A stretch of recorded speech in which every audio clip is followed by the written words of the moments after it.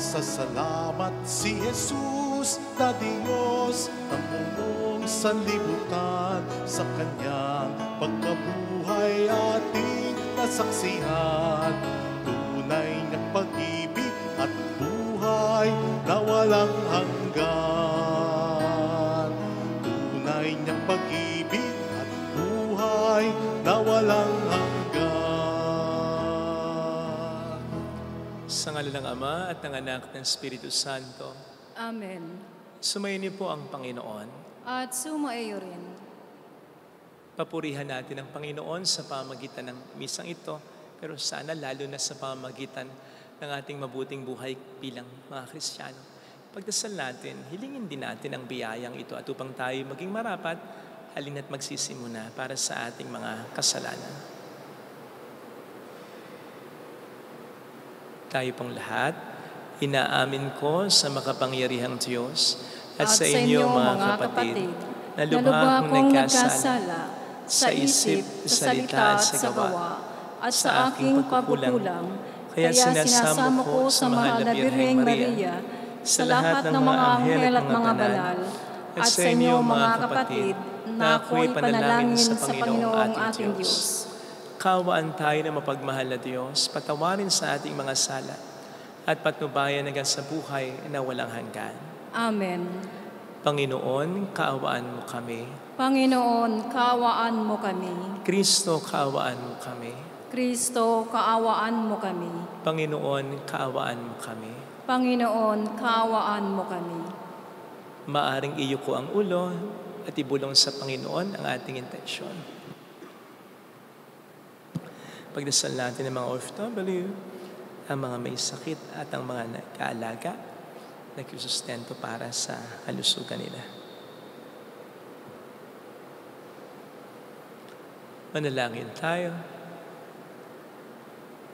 Ama naming makapangyarihan, kami naway maging lalong masigasig sa pagdiriwang ngayon sa iyong pag-ibig, sapagkat sa panahong ito ng pagkabuhay, higit naming nalalaman na ang mga hinango mo sa dilim ng kasalanan ay katibayan ng iyong pagkamaasahan.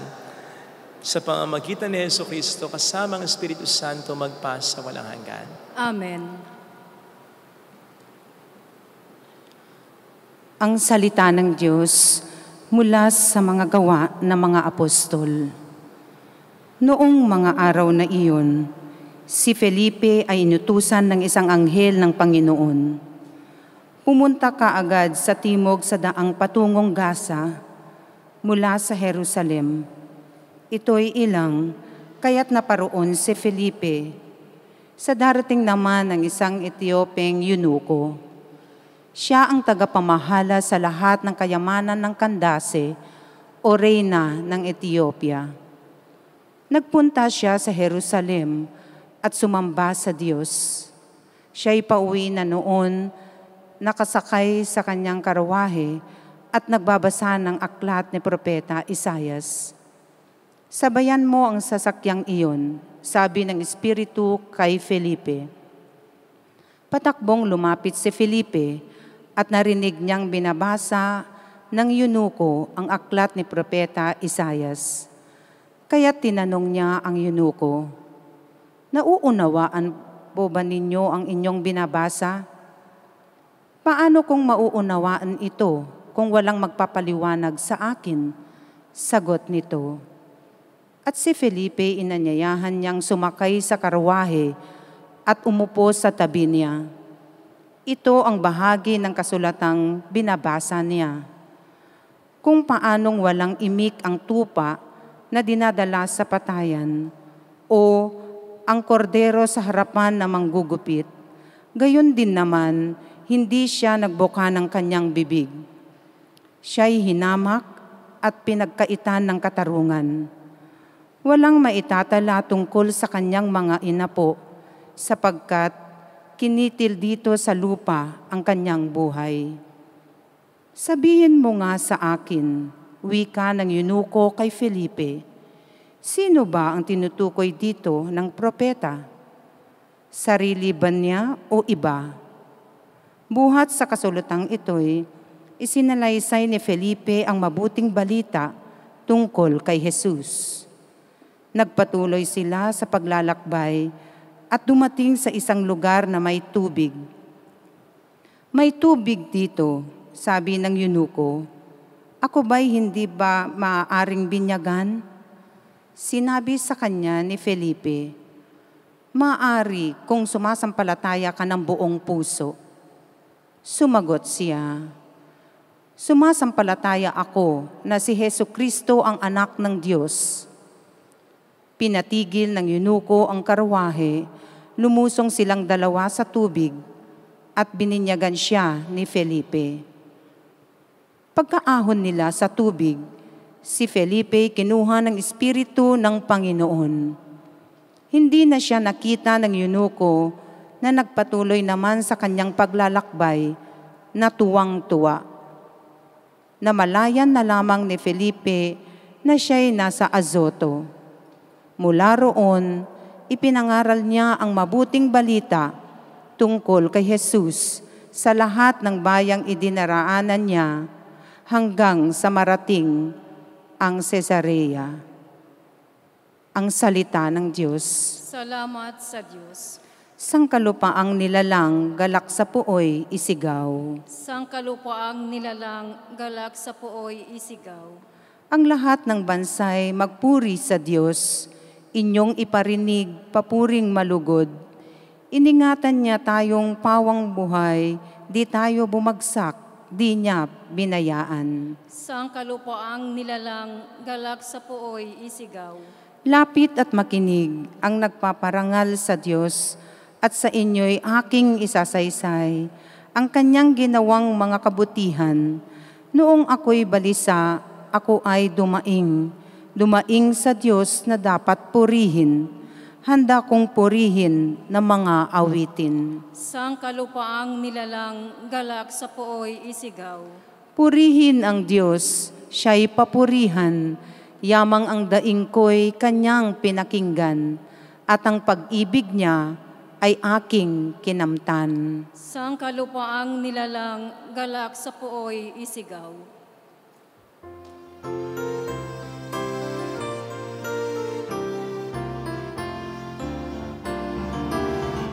Alleluia, alleluia, alleluia.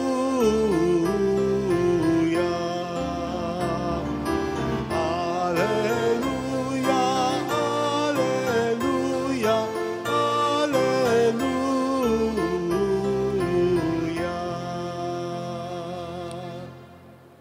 Sumainyo ang Panginoon. At sumaiyo rin. Ang mabuting balita po ng Panginoon ayon kay San Juan. Papuri sa iyo, Panginoon. Noong panahong yon, sinabi ni Jesus sa mga tao, walang makalalapit sa akin, malibang dalhin siya ng amang nagsugo sa akin. At ang lalapit sa akin ay muli kong bubuhayin sa huling araw. Nasusulat sa aklat ng mga propeta at silang lahat ay tuturuan ng Diyos. Ang bawat nakikinig sa Ama at natututo ay lalapit sa akin. Hindi ito nangangahulugang may nakakita na sa Ama. Yaong nagmula sa Diyos ang tanging nakakita sa Ama. Sinasabi ko sa inyo, ang nananalig sa akin ay may buhay na walang hanggan. Ako ang pagkaing nagbibigay buhay. Kumain ng mana ang inyong mga ninuno nang sila'y nasa ilang, gayon may namatay sila. Ngunit ang sino mang kumain ng pagkaing bumaba mula sa langit ay hindi mamamatay. Ako ang pagkaing nagbibigay buhay na bumaba mula sa langit. Mabubuhay magpakailanman ang sino mang kumain nito. At ang pagkaing ibibigay ko sa ikabubuhay ng sanlibutan ay ang aking laman. Mga kapatid, ang mabuting balita ng Panginoon. Pinupuri ka namin, Panginoong Hesukristo. Welcome sa Our Lady of La Salette, Quezon Parish, kung saan ayos lang pong umiyak. Sasamahan tayo ng mahal ay nasa pag-iyak at sa pagdarasal upang maging maayos ang lahat. Narinig po natin, partikular sa ating unang pagbasa, ang malino na patunay na para mabinyagan ng isang tao, isang malaking requirement ay ang pagsampalataya nito kay Kristo. Sa ating unang pagbasa, as I said, narinig po natin na nang makakita ng tubig sa disyerto, yung eunuko ay tinanong niya si Felipe, ako ba'y hindi pa maaaring ibinyagan? Sumagot si Felipe, maaari na kung sumasampalataya ka ng buong puso. And to which the eunuch replied, sumasampalataya ako kay Kristo na anak ng Diyos. And for this reason, he was baptized. Pananampalataya. Gayunpaman, ito'y pananampalataya na hindi lamang dapat sa isipan, kundi pananampalataya na may buong pusong pagtitiwala kay Jesus. Yung bang matapos mong malaman ang katotohanan tungkol kay Kristo, ang katotohanan ng ginawa ni Kristo para sa kaligtasan ng mundo, tulad ng eunuko sa ating narinig na unang pagbasa, ay iangkla mo na ang buhay mo sa Kanya. Hindi na sa pera, mayaman yung eunuko. Hindi na sa kapangyarihan, may kapangyarihan ng eunuko. Hindi na sa mga taong sa atin ay mahalaga o sa atin ay nagpapahalaga, kundi kay Kristo nang talaga. Ang lahat ay bonus na lang kumbaga. Kasi nga naman kung malalaman at tatanggapin lang talaga natin ang katotohanan tungkol kay Kristo na sinasabi ng banal na kasulatan at sinasabi rin ng ating inang sima, imposible na hindi natin ipagkatiwala ang ating buhay sa Kanya. Para bang bumibili po tayo ng isang produkto na tinitingnan natin ang specs. Tapos makikita natin ang daming benepisyo, ang daming benefits, ang daming magagawa ng produktong ito. Bukod pa sa mahasahan talaga. Hindi nga po ba't kahit mahal, binibili natin sapagkat sulit yung bayad natin. Just the same. Kung marirealize natin ang mga benefits ng pagsampalataya kay Kristo at siyempre ang pagiging maasahan ng ating Panginoon, hindi tayo magdadalawang isip na ipagkatiwala sa Kanya ang mahalaga sa ating buhay. Ang buhay natin mismo, maging ang buhay ng mga tao sa buhay natin. Sapagkat hindi naman talaga natin siya maikukumpara sa kahit sino, sa kahit ano. Sa gayon, imposible. Again, tulad ng eunuko sa ating unang pagbasa, na hindi mabago ang buhay natin. Ang pananaw natin, ang pinapahalagahan natin, ang lifestyle natin, ang pangangatwiran natin, maging ang disposisyon natin sa pagharap sa anumang sitwasyon ng buhay, kahit na sa mga matinding suliranin, kung ma-appreciate at tatanggapin talaga natin ang katotohanan ni Kristo at ng Kanyang mga ginawa sa buhay natin. Hindi ko alam kung napanood o nabasa man lang ninyo yung naging pahayag ni Jerry Twazon, yung namatayan kamakailan ng misis at ng 8 taong gulang na anak dahil sa karambola dyan sa EDSITEC sa may tollgate ng Tarlac. Sinabi niyang wala siyang galit sa driver kahit kaunti. At sinabi rin niya na hindi niya hinahangad na mapasara ang kumpanya ng Solid North sapagkat he understands na maraming mga mawawalan ng trabaho. Yung mga nagtatrabaho na yan ay may kanya-kanyang pamilya din naman. At inaisip din niya na ang serbisyo ng Solid North ay pinapakinabangan din naman ng maraming mamamayan. Patungkol naman sa namatay niyang misis at anak. Sabi niya, pahiram lamang sila ng Diyos sa akin. And he ended up by saying, 2 beses niyang sinabi, pero bago niya sabihin, ay sinabi muna niya, sa ngayon, ito lang talagang aking masasabi. Na para bang sinasabi niya, sa lahat ng mga sinabi ko sa interviewing ito lang yung pakatandaan ninyo, ito lang yung pinakamahalaga. At ano yun? Ano sabi niya? Napakabuti ng Panginoon. Mabuti ang Panginoon. 3 beses ko yata pinanood, 3 beses din akong naiyak. Sapagkat hindi po ito kakayaning sabihin ng isang tao unless nakaangkla ang kanyang buhay kay Kristo. Sa katunayan, parang nakita ko ang Panginoon sa kanya, di ba, kamamahal na araw lang. Sa Panginoon na ginawan talaga ng trahedya, sinadya, nabigyan siya ng trahedya. Pero sa kabila noon ay pagkakita niya sa kanyang mga alagad, ang unang bungad niya ay salita ng pagkapatawad. Peace be with you.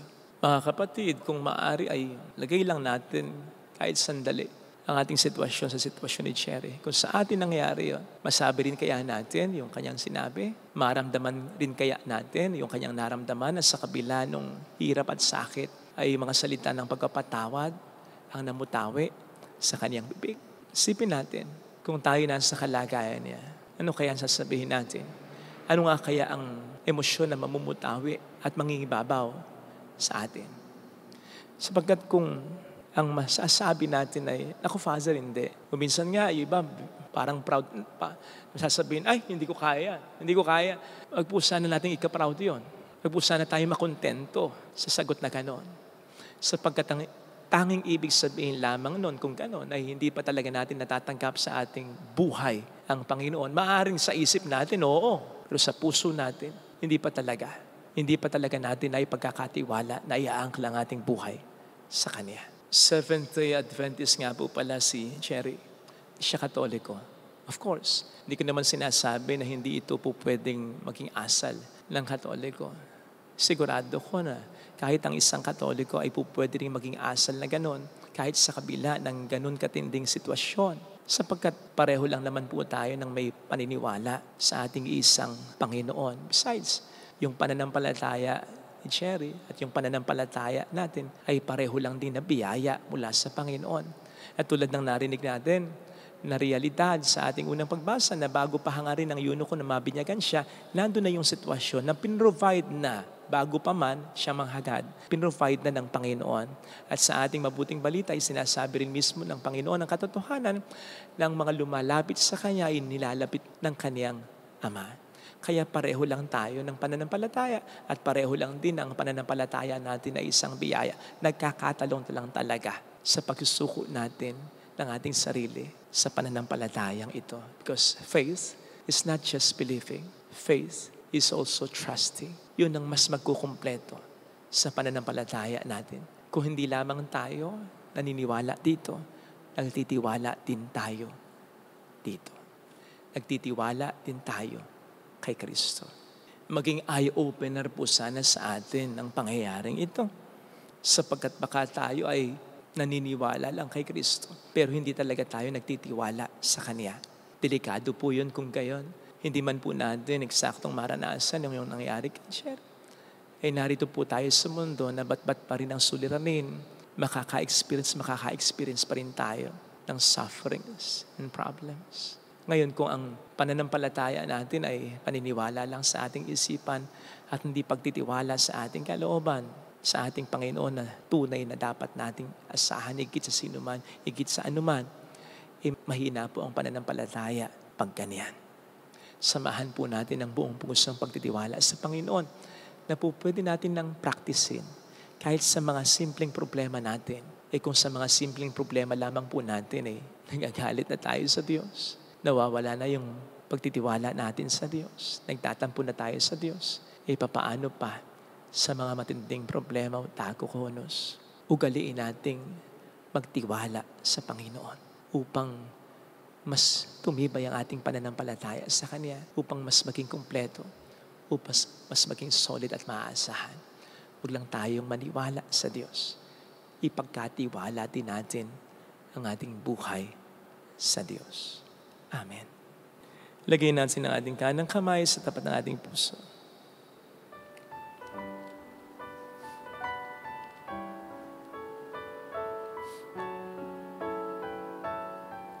Awitin natin, alam kong may magagawa ang Diyos.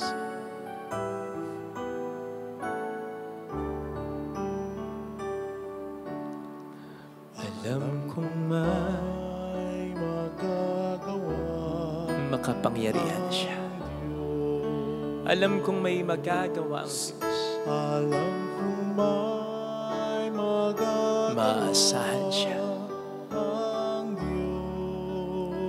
Kung ako'y magtatapat, Kung ako'y magtatapat sa Kaniya'y maglilingkod, sa Kanya'y maglilingkod, alam kong may magagawa ang Diyos. may magagawa ang Diyos. Alam kong diringgin ng Diyos ang samo ko, sapagkat mahal niya ako. Diringgin ng Diyos ang samo ko. Alam kong diringgin ng Diyos ang samo ko, Alam kong sapagkat anak niya ako. diringgin ng Diyos ang samo ko. Kung ako'y magtatapat, Kung ako'y magtatapat sa Kaniya'y maglilingkod, sa Kanya'y maglilingkod, alam kong diringgin ng Diyos ang samo ko, Pikit natin ang ating mga mata. Panginoon, nare-realize ko na ngayon ang mali ko. Kaya pala hirap akong pagtiwalaan ka, tamang naniniwala akong makapangyarihan ka, maasahan ka, pero hindi ko makumbinsa yung sarili ko na ako'y mahal mo. Wala sa iyong problema, nasa sa akin. Hindi ko mapaniwalaan na kahit nag-iisa lang ako sa mundong ito'y kaya mo kong mahalin ng buong puso. Tulungan mo po ako, Panginoon, na mas matanggap ito. Maaaring ito'y napaka buti para sa akin, pero ganun kang talaga. Hallelujah! Wala kang kasing buti. Walang imposible sa iyo. Ako ay mahal mo. Dapat talagang pagtiwalaan ko ito. Sapagkat anong silbi para sa akin ang kapangyarihan mo kung hindi ako maniniwalang ako'y mahal mo. Hallelujah! Babalik ang Panginoon upang tayo ay kunin. Maniwala ka, kapatid, na mahal ka ng Diyos para masabi mo rin sa sarili mo, mayroong magandang mangyayari sa iyo sapagkat gagamitin niya ang kanyang kapangyarihan para tulungan ka. Dahil mahal ka niya. Kung lalapit ka kay Jesus, it's not too good to be true. Walang ganun sa Diyos. Sapagkat totoong napakabuti niya at totoong mahal ka niya. Hindi yun malayo sa katotohanan.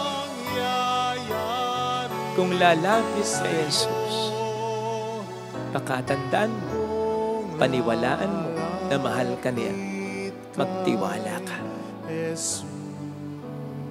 Papuri sa Ama at sa Anak at sa Espiritu Santo. Kapara ng sa unang-una, ngayon at magpakailanman, magpasawalang hanggan. Amen. Mag-aalay po.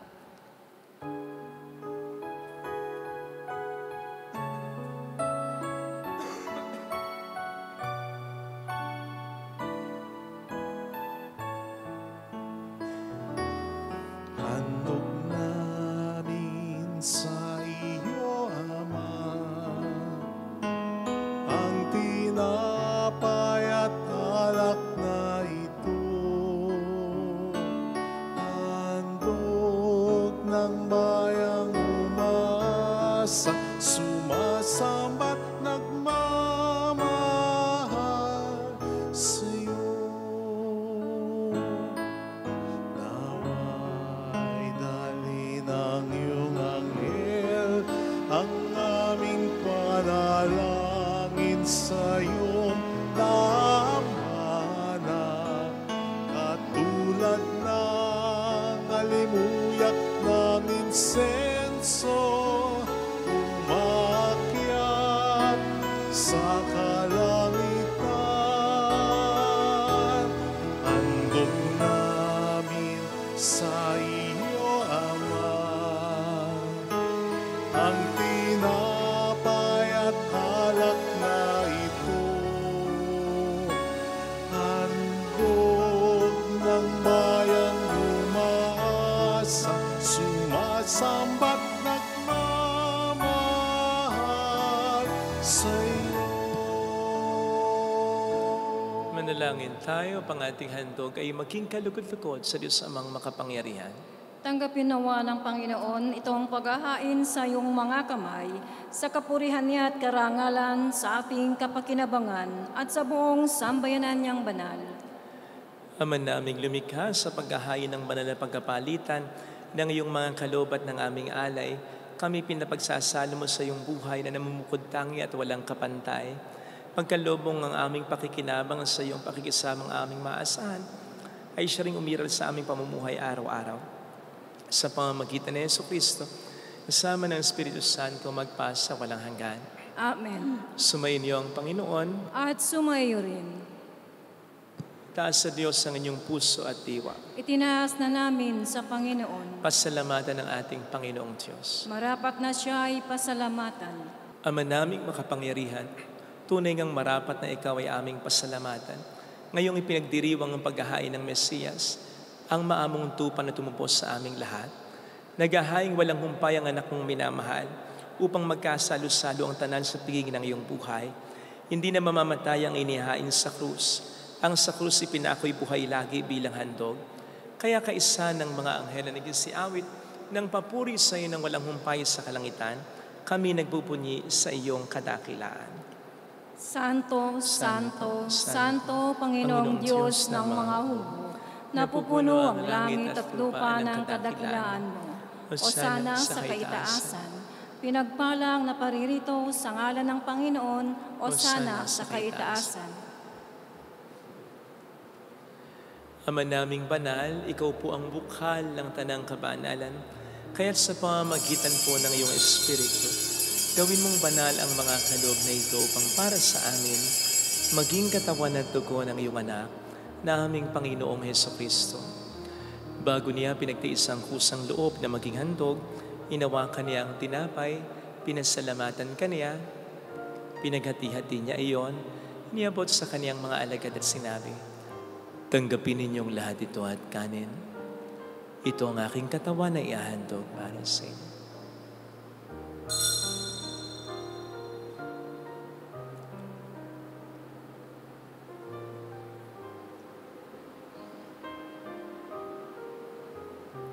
Gayun din naman nang matapos ang hapunan, inawakan niya ang kalis, uli kaniyang pinasalamatan, inibot niya ang kalis sa kaniyang mga alagad at sinabi, tanggapin ninyong lahat ito at inumin. Ito ang kalis ng aking dugo ng pagod walang hanggang tipan. Ang aking dugo na ibubuhos para sa inyo at para sa lahat. Sa ikapagpatawad ng mga kasalanan, gawin niyo ito sa pag-alala sa akin.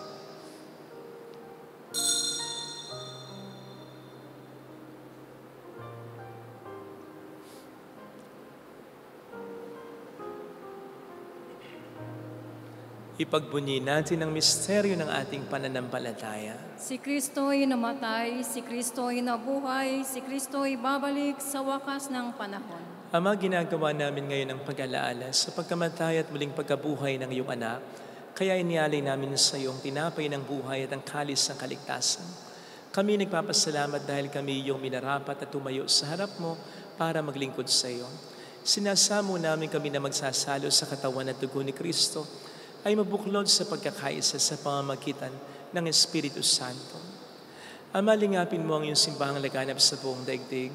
Puspusin mo po kami sa pag-ibig. Kaisa ni Dennis na aming obispo at ang tanang kaparian, alalahanin mo po si Papa Francisco na tinawag mo mula sa daigdig na ito. Nung siya'y binyagan, siya'y nakaisa ni Kristo sa pagkamatay. Ngayon siya'y pumanaw, naway makaisa siya ni Kristo sa pagkabuhay. Alalahanin mo ang ipapanay mga kapatid ng ahimlay nang may pag-aasang sila'y muling mabubuhay, lalo na po ang aming mga ipagdarasal. Iyuko natin saglit ang ating ulo habang pinagdarasal ang ating mga minamahal na yumao. Kaawaan mo sila at patuloyin sa iyong kaliwanagan. Kaawaan mo at pagkingtapatin kaming lahat na makasalo sa iyong buhay na walang wakas. Kaisa ang mahal na Birhen ng Lasalet, ang ina ng Diyos, isanusay ang kabiyak ng kanyang puso lahat ng mga banal na namuhay dito sa daigdig ng kalugod-lugod sa iyo, may pagdiwang naman namin ang pagpupuri sa ikararangal mo sa pamamagitan ng iyong anak na aming Panginoong Hesukristo. Sa pamamagitan ni Kristo kasama niya at sa Kaniya, ang lahat ng parangal papuri ay sa iyo, Diyos amang makapangyarihan, kasama ang Espiritu Santo magpa sa walang hanggan. Amen. Tumawag tayo sa Ama.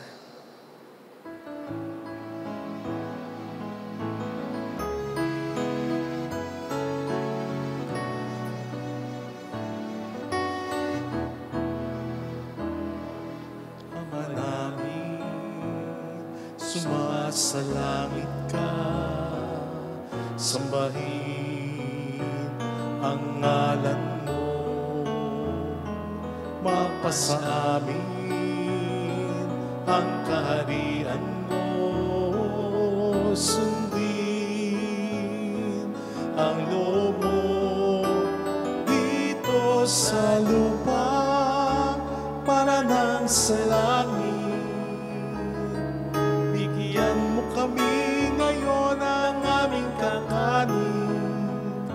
sa araw-araw at patawarin mo kami sa aming mga sala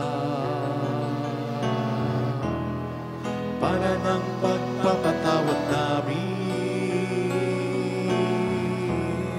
sa nagkakasala sa amin.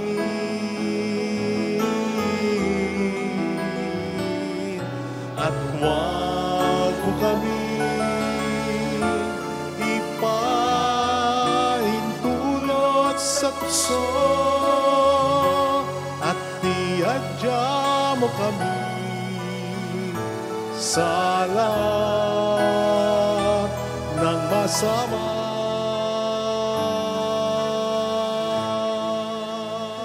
Iniling namin kami adya sa lahat ng masama, pagkalooban ng kapayapaan araw-araw, iligtas sa kasalanan, sa kapahamakan, sa mga seryosong karamdaman.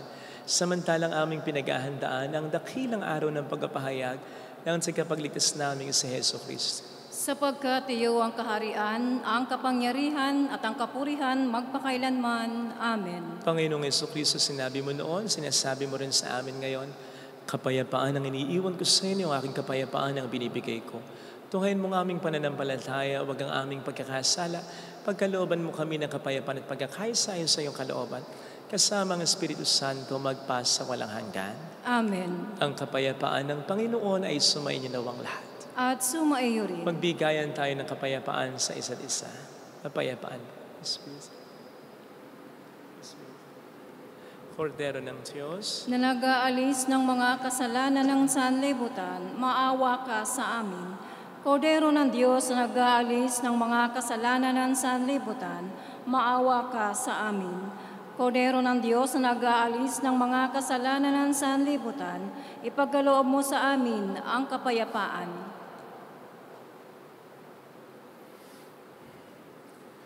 narito sa harap natin ng Panginoon ang ating buhay at kaligtasan.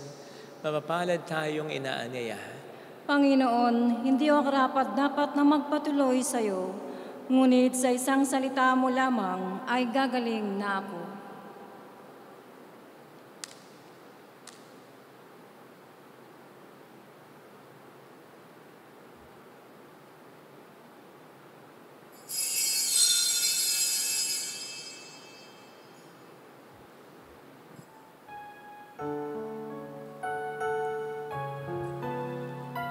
Panalangin para sa espiritual na pakikinabang. Panginoong Hesus, ako ay naniniwala na ikaw ay nasa kabanal-banalang sakramento. Iniibig kita ng higit sa lahat at ninanasa kong tanggapin ka sa aking kaluluwa. Sapagkat sa mga sandaling ito, hindi kita matatanggap sa sakramento. Tumuloy ka sa espiritu sa aking puso. Niyayakap kita na parabang naririto ka na. Inaalay ko ng buong buo ang aking sarili sa iyo. Huwag mong hayaang mawalay ako sa iyo. Amen.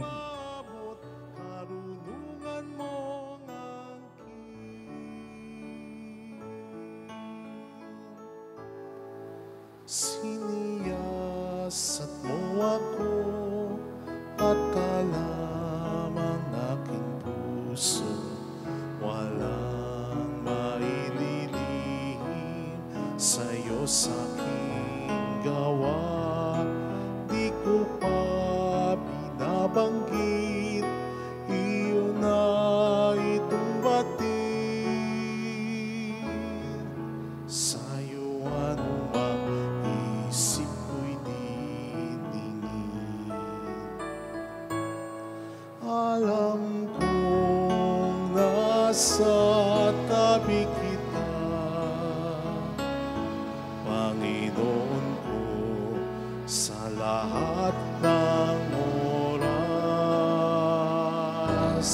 Kamay mo ang siyang nag-iingat sa akin, di ko maabot karunungan mong angkin.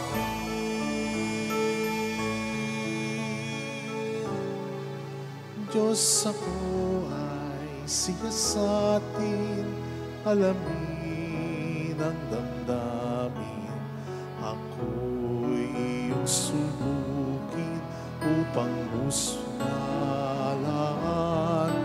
Kung ito'y hindi tapat, malalaman mong ganap. Ihatid ako, ihatid ako, ihatid ako sa buhay mo wagas.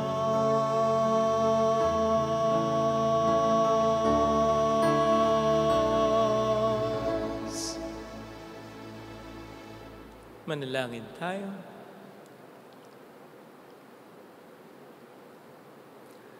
Ama naming mapagmahal, manatili kang kapiling ng iyong bayan na ngayon pinapakinabang mo sa iyong sariling buhay at gawin mong kami pasulong na makahakbang mula sa dati naming makasalanan patungo sa pagbabagong nagdudulot ng iyong kabutihan sa pamamagitan ni Jesucristo kasama ng Espiritu Santo magpasa walang hanggan.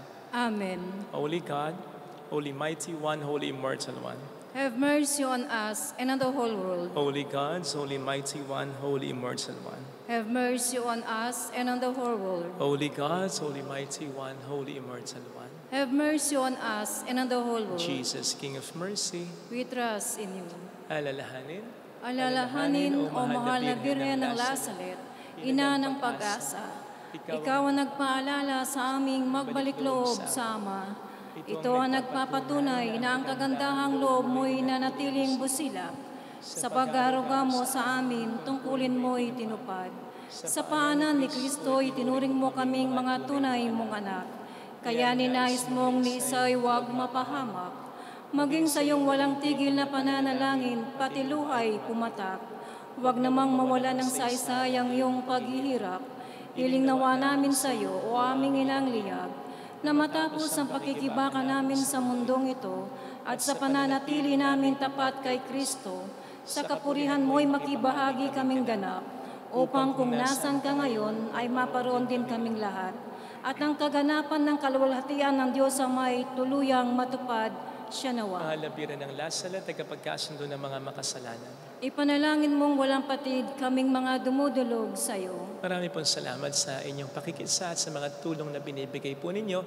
Nagiging dahilan din para marami din tayong matulungan, mga simbahan, mga institusyon. Kaya marami pong salamat. Bahala na po sa inyo ang Panginoon. Sumayin niyo ang Panginoon. At sumaiyo rin. Pagpalain kayo kasama ang ating pamilya na mapagmahal at Diyos, ng Ama at ng Anak at ng Espiritu Santo. Amen. Umayo tayo sa kapayapaan ni Kristo. Salamat sa Diyos. Salamat din po.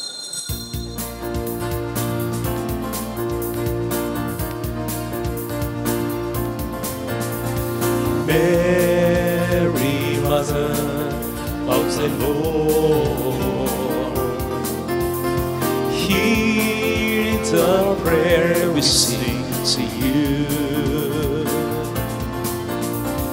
Let your tears sip in our minds and hearts, as once they fell at Lazaret.